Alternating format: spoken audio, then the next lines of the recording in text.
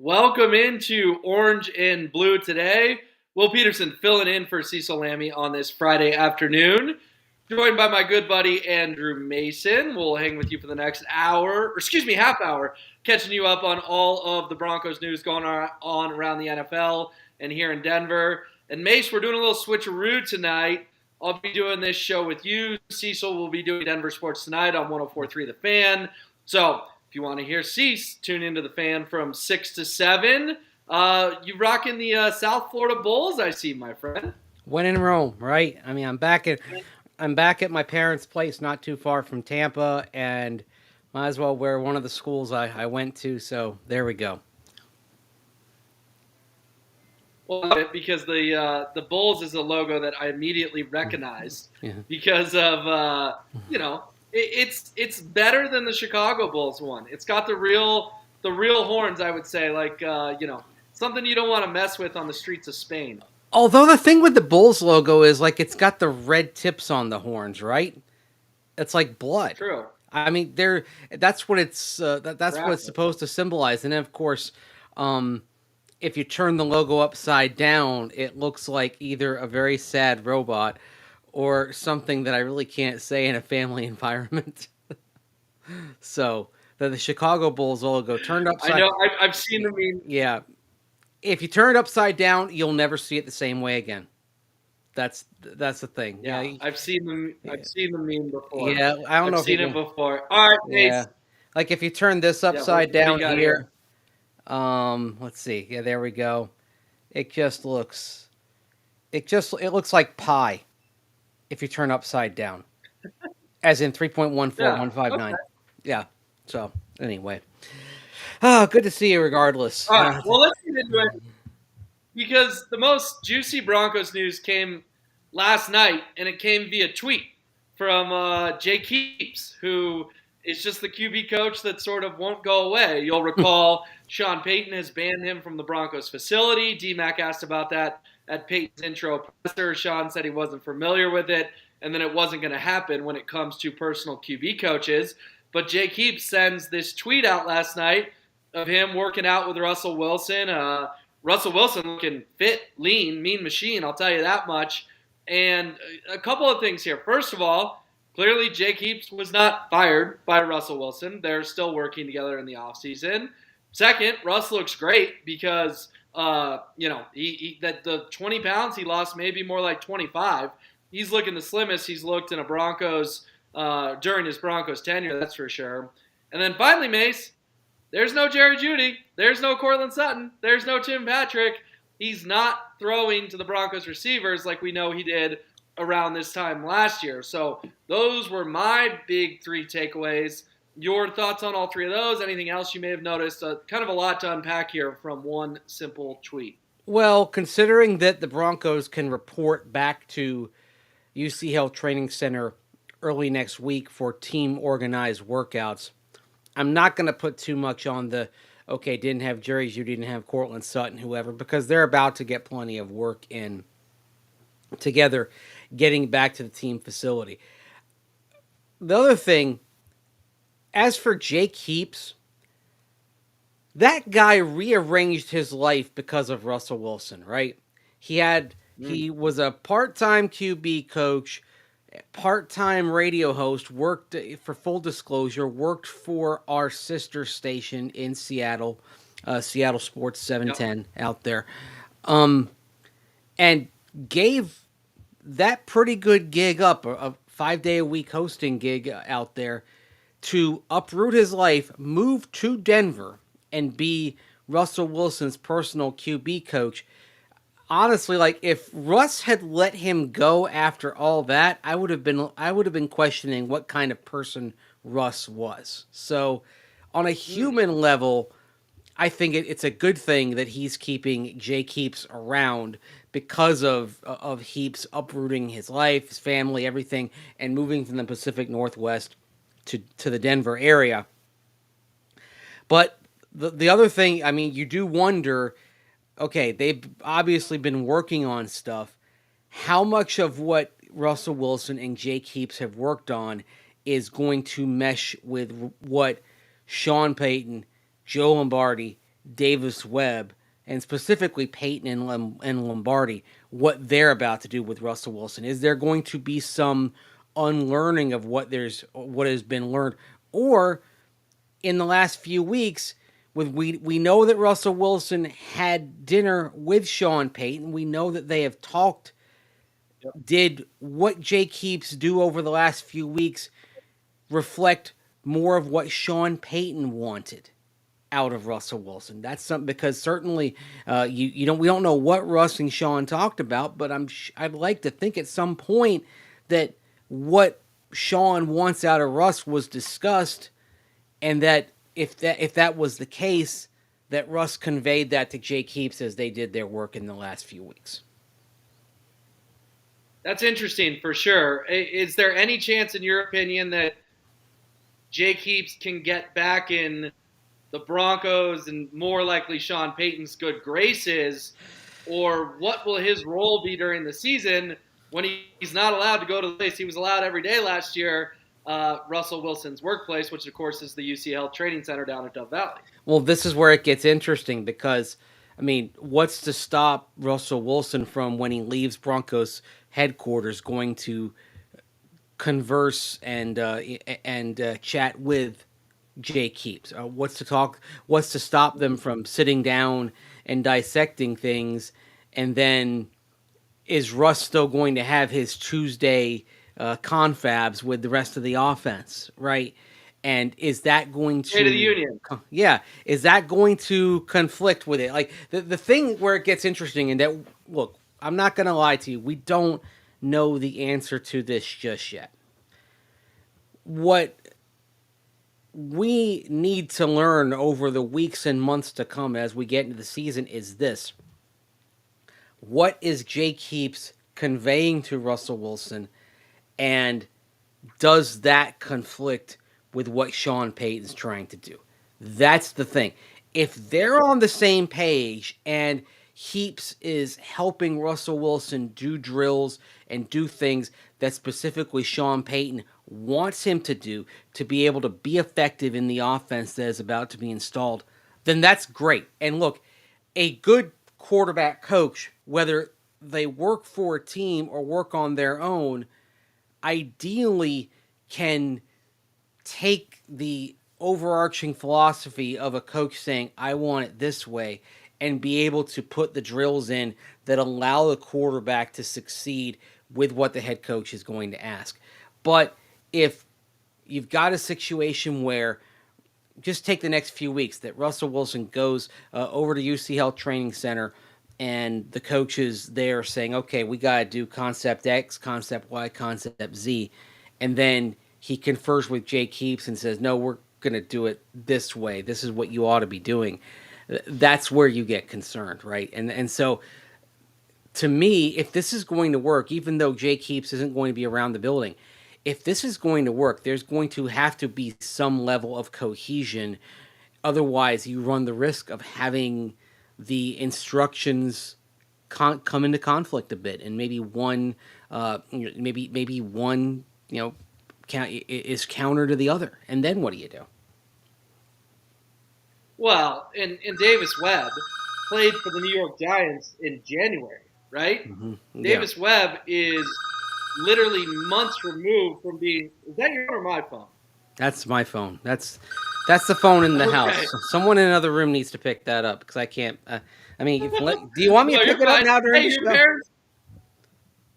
Sure, your Somebody parents picks still it have up. a landline, which I love. Oh, But oh, still have a oh, landline. That's oh! nice and old school. It goes deeper. Couple of days ago, Yeah. that landline, there was an issue with it, and we actually had to get repair people out. And at first, we thought, did I mess up the landline, because the phone and the internet come in the same way?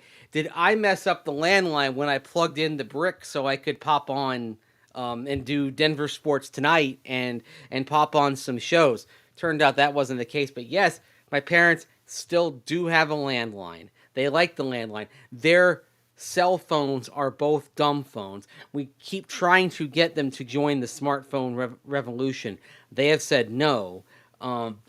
It's an ongoing thing. It's an ongoing crisis.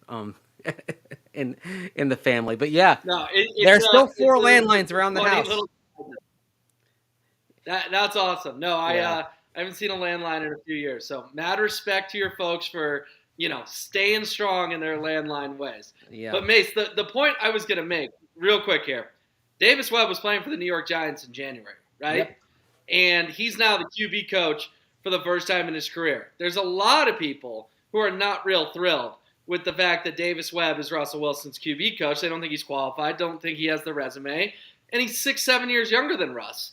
Hmm. What's it going to be like for Davis Webb if your scenario plays out where he's telling Russ one thing at the headquarters, and then Russ goes to his backyard in Cherry Hills where he's got 10 acres and is doing stuff with Jake Heaps that is totally different? I mean, we just saw this drama in New England with Mac Jones saying Matt Patricia didn't know what he was doing, so he was consulting Bill O'Brien in Alabama to try to figure out how to run the offense effectively. Like, coaches don't like when you go to other coaches, specifically coaches that are employed by the Broncos and coaches that are not employed by the Broncos. We can blame everything on Hackett, and we should, because Hackett was a disaster. But this, again, is, with all due respect to Jake Heaps, I know he's a former colleague, same company, whatever, all due respect. This, again, is setting up for disaster, Mace, with a 28-year-old QB coach in the building and a QB coach outside the building. Two different things in Russ's ears that are probably not going to be 100% aligned. It could affect things on Sunday. And I think Russ probably should have moved on from Jake Heaps. I do. Well, but here's the thing: how much real quarterback coaching is Davis Webb going to do? I mean, this is his first gig, and you've got Joe Lombardi above him, and then Sean Payton above him. I mean, Sean Payton's a quarterback guy. How much of the quarterback coaching from the Broncos is going to be Davis Webb saying something? I imagine that's probably going to be pretty minimal. It's more going to be Joe Lombardi, Sean Payton, two coaches who've been around the block a few times, right? So I don't know that it's going to be specifically Davis Webb, Jake Heaps, Webb asking one thing, Heaps asking another. And the other thing is, I think what Davis Webb does, if he does ask anything, it's going to be as the extension of Sean Payton, Joe Lombardi. So it's the question. The question then is Jake Heaps going to go along with the voices of two very experienced people when it comes to talking about NFL offense and NFL quarterback play, or is he going to go with, or is he going to go with the voice of Heaps? That's the thing. I actually think Davis Webb is probably the least important person else. If anything, if there's anyone that Davis Webb is probably going to be coaching more, it's Jarrett Stidham, with whom there's a relationship going back a few years. Okay. So, That's interesting. yeah, And I guess you kind of made my point of like, okay, my example was Webb, but what yeah, if Heaps goes against what Peyton says, right? yeah, It's still like mom's telling you one thing, dad's telling you another right. thing. That doesn't work to raise a kid, and that doesn't work to coach a quarterback, you know? So It, yeah. again, I like Jake Heaps. I think the Broncos probably should have asked Russell Wilson politely to move on from that relationship. Yeah, and you know what? If there's conflicting teachings coming from those sides, I think you're going to hear at some point that, all right, you need to just listen to us, or I don't think they'll be afraid to move on. I mean, we've had the discussions on our air, on our digital shows about Jarrett Stidham and what Sean Payton sees in him. I mean, listen to how Sean Payton talked about Jarrett Stidham down in Phoenix when he had his press conference there at the league meetings. I mean, Sean Payton didn't have a lot of positive things to say, for example, about Greg Dulcich when he was asked, but he was effusive about Jarrett Stidham, right? So Right. clearly he sees something there, and if there's a conflict, I, and and Russell Wilson doesn't go along with what Sean Payton wants, I think Payton's going to be willing to say, okay, fine. We're doing it. We're doing it my way. I mean, the thing is, Sean Payton has that Bill Parcells influence in his background, and Parcells has said a few things like, I treat everybody fairly, but I don't treat everybody equally. And that's part of the way of saying is Mm. that involves you have to sometimes have a different style for a different player based on what the player needs. Because some players need a pat on the back and some need a kick in the butt, right? Finding the style that works for the player to maximize that player is what it's all about. But the other tenet of the Parcells tree is this: if you don't do things as the coach asked, then you're going to be gone, right? That's, I mean, that's a tenet that then that is one tenet of it, and they will not, and Sean Payton will not waste time doing that. And if Russell Wilson is being told one thing and Jay Keeps is countering that, yeah, I think Sean Payton has enough hand to say, you know what, Russ, that's it. You get rid of your guy or get gone, one or the other. And I think, All and right, what let's would move Russ on do? to. What I got to ask you this, Will. What do you think Russ would do if Sean Payton put a line in the sand and said, "Look, you're getting one teaching from Jay Keeps, you're getting different teaching from us. We want you to do it our way, and you need to disassociate yourself from Jay Keeps." What do you think Russell Wilson would do? Jay Keeps doesn't pay Russell Wilson's bills. The Broncos do. I think he Yeah. would. I think he would be smart enough to move on from Jay Keeps. But I do want to get to our next topic, Mace, just because we do only have a half hour. Mm-hmm. And playoffs. Playoffs. Are we talking about playoffs? Well, CBS Sports is Cody Benjamin from CBS Sports. 6 teams that did not make the playoffs last year that could make them this year. He has the Broncos as one of the 6. I'm looking at my phone because I'm going to read you a little bit of what he wrote. He said, Russell Wilson simply can't be much worse than he was in 2022, and Sean Payton seems to be signaling a return to run heavier scripts after a spendy offseason, prioritizing the trenches. The defense still has shutdown potential, but it's Payton's no-nonsense leadership that should catapult them into a wild card. Your thoughts on the Broncos snapping their playoff drought that it goes all the way back to Super Bowl 50? I mean, first of all, it's CBS Sports. Some guy comes up with a list. It's like it's kind of easy, lazy content on their part, but that's been a tenet of the NFL for the last couple of decades, right? That there's extreme volatility in terms of how form is from year to year. You've always got new division winners. You've always got new playoff teams. Frankly, that volatility is why it's remarkable that the Broncos have missed the playoffs for 7 consecutive seasons. It's Right, in the yep. in the NFL, it's hard to do that. Even if you've had quarterback issues, it's hard to miss the postseason for 7 consecutive years. Um, yeah, I think the Broncos are as good a candidate as anybody. I think the other teams they named from the AFC specifically were the Cleveland Browns and the New York Jets. Cleveland Browns get Deshaun Watson for a full season, and on top of that, maybe looking at no longer having Lamar Jackson in the AFC North. Cleveland, I think, is an Right. obvious one. The New York Jets with Aaron Rodgers, that's an obvious one. The Broncos with Sean Payton, I think that's pretty obvious as a candidate. I mean, whether they can get there or not, that's where I have some doubts. I think the schedule does help them a little bit because the AFC West this year is partnered with the NFC North in interconference play. And in the NFC North, who really scares you right now? Minnesota may have kind of had their peak Kirk Cousins season. They won a lot of close games last year. They're a classic regression candidate. Green Bay is going into life with Jordan Love. Chicago is interesting, and they're going to have some good young players coming in with that haul they got from the Carolina Panthers in the trade for the number one overall pick, but they may be a year out. And then, I mean, really, I think the best team in that division might be Detroit, but nobody in that division scares you. Where you're not looking around saying, "Wow, we're going up against a couple of Super Bowl contenders," like you might have in some other years. So, schedule wise, getting the NFC North, that's a plus. Getting the AFC East, Yep. that's where it gets a little dicey, right? And we could be looking, and so take the Broncos and the Jets in that article.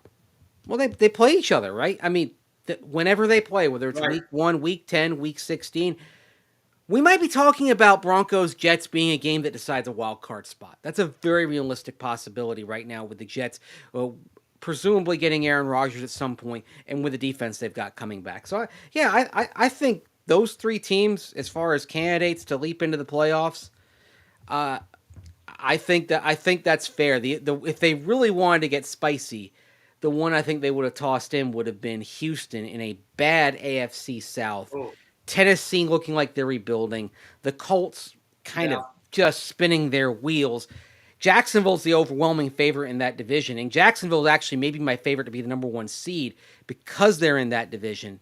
But Houston, if they get it right at quarterback with who they draft, who's to say Houston's the other team that I would have included in terms of one that could kind of make that sort of surprise leap into the playoffs from missing the playoffs. But yeah, but also think about this, Well, if you just do the math on it, there are 16 teams in the AFC, and literally they named 3 of the 9 other teams. So it's basically a 1 in 3 chance that you're going to get included in this article, Right. right?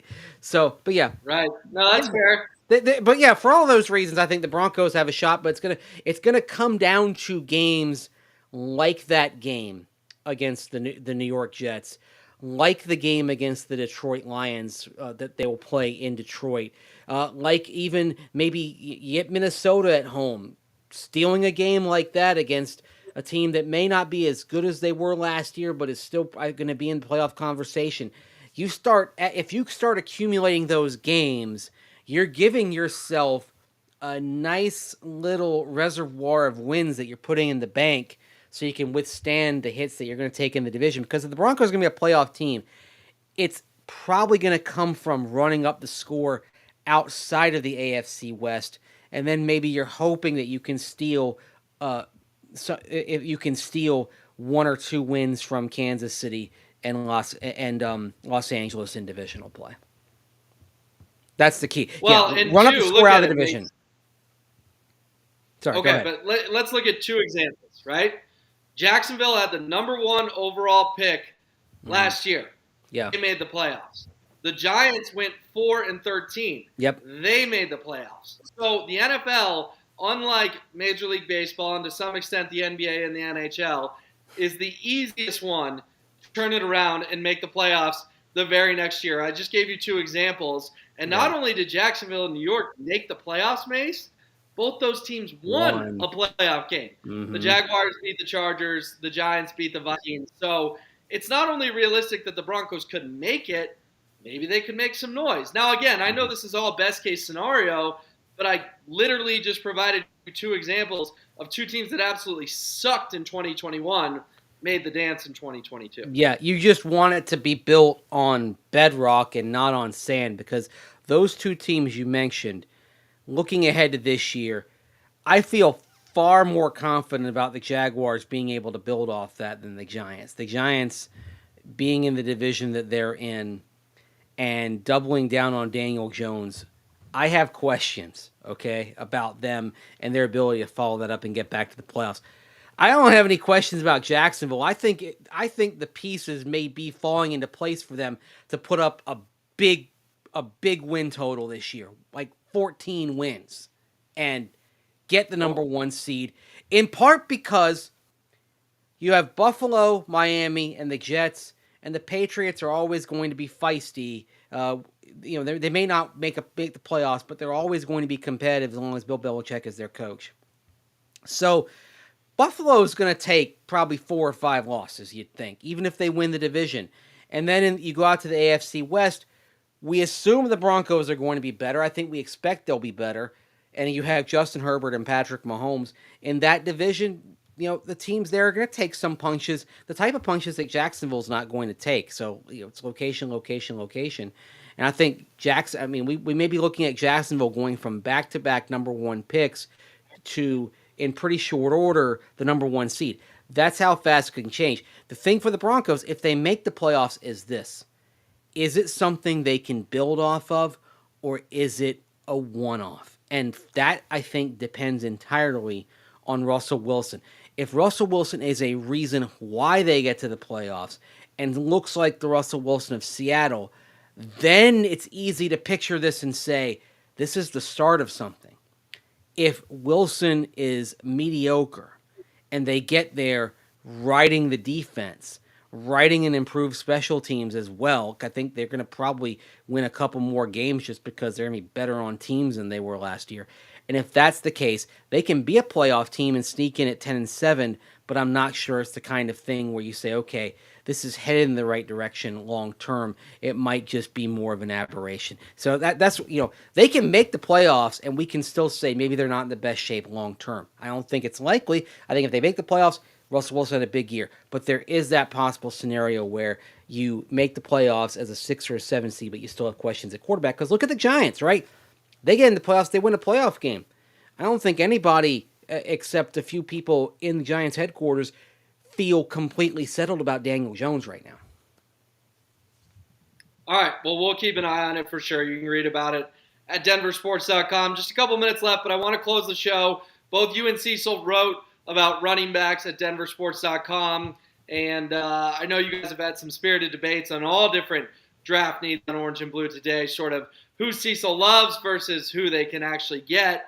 So, Mace, give us the breakdown on running backs, and with only 5 picks, do you think running back is one of Denver's 5 selections in the NFL draft? Honestly, they'll be making that pick, or at least a couple of those picks, 3 weeks from tonight. It's very possible. I think the question is what type of running back are you looking for, right? Are you looking for a running back who's every down, 3 down back, good all around? If that's the case, and you're looking at guys that slip into day 3, you're talking about a Roschon Johnson out of Texas, right? Someone who was a backup to Bijan Robinson, but is very effective, would have started for most teams in FBS, productive when he got out there, and because he was a backup, relatively little wear and tear. Remember Monte Ball when he came to the NFL? He had a lot of issues, but on field, an issue was he had carried the ball so much that he entered the NFL. So much at Wisconsin. Right. Yeah. He entered the NFL having taken a lot of punishment to that point. Roschon Johnson, he's not that type of running back. And then, or do you want somebody who has a lot of speed? Because you look around that running back room right now. Javonte Williams coming off of an injury. Samaje Perine's more of a power guy. You got the Thunder. Do you need some lightning? And that's where somebody like Keaton Mitchell out of East Carolina, I write about him. He is an interesting back. He's 5'8", 179, okay? So this is not somebody you're putting out there on every down. You don't want him going between the tackles, but someone that you could run on jet sweeps, someone that you could get in space, have him make a move. He's electric with the football. Pro Football Focus, actually, by their calculations, he led FBS in 10-yard gains last year by a running back, with I believe 54 of them in total. That. Yeah, and so if you want another every down back, maybe you're looking at Roschon Johnson on day 3, or if Tyjae Spears falls to the Broncos, the running back out of Tulane. If Spears is there at pick 67, he's got some Alvin Kamara-like traits, and we know what Kamara did in New Orleans with Sean Payton. Those are the running backs you're looking at. Yep. But if you say, all right, we're going to wait, maybe we're going to take a tight end early. We know the Broncos are meeting with tight ends, even some who aren't going to fall to 67, which Cecil and I discussed earlier this week. Maybe makes you think that a trade is back in the works at some point, and that you could, because you're talking to Luke Musgrave out of Oregon State. Luke Musgrave is probably a late first-round pick. You don't have a late first-round pick. So that's why I don't believe the door is closed on trading a wide receiver as you go forward in the next few weeks. So anyway, they're looking at tight end. Tight end may be a logical spot to take with that first pick at 67 because it's a deep class and there's going to be quality. And this is unusually deep. There are wide receivers every year. There's not this level of tight ends every year. And then if you do that, then you're probably talking about running back day 3. And that's where you're talking about the situational back like Keaton Mitchell. But if you decide it's a higher priority and Tyjae Spears out of Tulane is sitting there at pick 67, maybe that's the direction in which you go. And in that case, taking Spears might also tell us that they really don't have a lot of confidence that Javonte Williams is ever going to get all the way back. If you take a situational back, you're also saying that, all right, this back may be the lightning to Javonte Williams' thunder, and that's what our plan is going forward. Once they get Javonte back, I expect probably after he serves a stint on the PUP to start the year. All right. Well, you've certainly done your research, and people can read about it plenty more at denversports.com. No, seriously, that was a thorough and well done analysis of the running back class, especially where the Broncos could get someone and where it's probably more unrealistic. So, Yeah. Mace, you doing anything fun this weekend? Well, down here, it looks like I'm taking my daughter over to Busch Gardens in Tampa on Saturday, so probably gonna ride some roller coasters with her before getting back up north. But yeah, it's gonna be a fun weekend. Also, spend some time with my parents down here in Florida. The weather's nice. It's actually downright hot down here. It was 80 some degrees, although it's warming back up in Colorado. So you're gonna get some 80 some. You're gonna get some 80 some degree days here soon enough. It's coming. It's coming. Yeah, early next week for sure. So, all right, everyone. Well, be sure to check out Cecil on 104.3 The Fan tonight on Denver Sports Tonight from 6 to 7. Mace, appreciate it. Cecil will be back on Monday. Rachel behind the scenes, good job. I'm Will Petersen. It's been orange and blue today on Denver Sports.